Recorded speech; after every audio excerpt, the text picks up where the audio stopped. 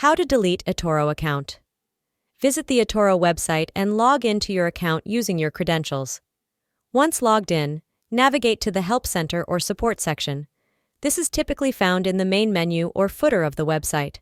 Look for information related to account closure, account management, or a similar topic. This might be in the form of FAQs or a dedicated page. Follow the instructions provided to submit a request for closing your eToro account. This could involve filling out an online form or contacting customer support. Be prepared to go through a verification process. You may need to provide additional information to confirm your identity and ownership of the account. After submitting the closure request and completing the necessary steps, wait for confirmation from eToro. This confirmation may be sent via email or through the platform. Before closing your account, ensure that you address any open positions you may have. Withdraw any remaining funds from your eToro account. Understand terms and conditions.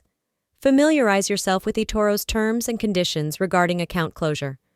Be aware of any fees or conditions associated with closing your account. If you encounter any difficulties or have specific questions, don't hesitate to reach out to eToro's customer support. They can provide guidance and assistance. It's advisable to keep a record of your closure request and any communication with eToro for future reference. That's how to delete eToro account.